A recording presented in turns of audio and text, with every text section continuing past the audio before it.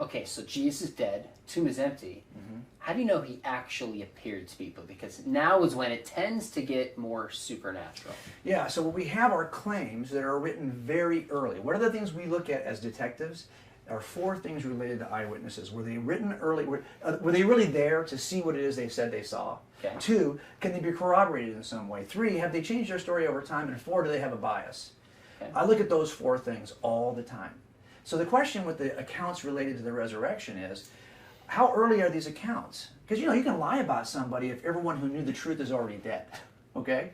So if they're written at the time when people would know if they're lying, and if you look at, for example, the claims in 1 Corinthians, where Paul boldly says, at a period of time between 53 and 57 AD, very early in history, he boldly says that, hey, if you don't believe me, there are 500 people who are still here who saw Jesus on the same day. Now, either that's an incredibly gutsy lie that he's hoping nobody will check, or he's just telling the truth, and there are still 500 people, most of whom are still alive, you could ask, and they all saw Jesus rise from the dead on the same day.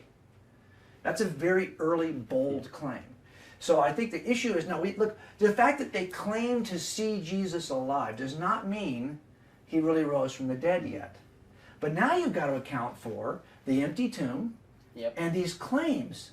How are you going to explain the claim? How is it we can explain that they at least said they saw Jesus alive? So what the common objection I hear and often have to respond to is, well, they just saw hallucinations. Right, and so I think that's and I think in some sense early on I might have agreed with that. Here's why I say that. If you really desperately did not want to see Jesus die to begin with, like you loved him so much you can't believe he was taken from us, I could see you wanting him back so much that one-on-one you might hallucinate something. So maybe Mary, for example, there's one description of Mary alone, and she sees what she thinks is Jesus. Then she says, so it's the gardener. No, it is Jesus. Well, maybe it is the gardener. You just imagine it was Jesus because you wanted it so badly. There's also a single description of Peter seeing Jesus. Peter, I think, would have a reason to want Jesus to be alive. There's a single description of James seeing Jesus. I could see maybe James wants to see Jesus alive because he didn't really seem to treat him all that well when he was his little brother, right? Okay. So here's my point. What do you do with Paul? Paul sees him on the road to Damascus, and I don't think Paul wants Jesus to be alive.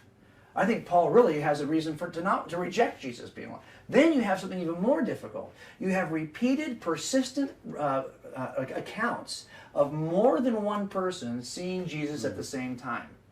So on the road to Emmaus, I think there's 2 or 3. On the lake, there's 7. There's at the room, empty room where Thomas is not there yet. There's 10. It's the 12 minus Judas minus Thomas. There's 10. So the variety and the kinds, Too and the many. places and the times. There's just well look, and the if I told you circumstances. last night I dreamt I was in a red Tesla on Mulholland Drive driving around the corner, and you said, yeah. Borrowed my Tesla? Yeah, No. yeah, exactly. Don't we wish, right?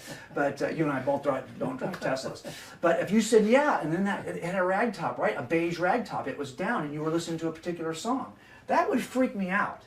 Because you shouldn't know what's in my hallucination. Right. Or in my dream. We don't have group. When someone reports the same thing, that's not a hallucination. That's called a memory, because we were together when we saw it. And what you have are these group recollections. I think it's really hard to imagine that those are just hallucinations.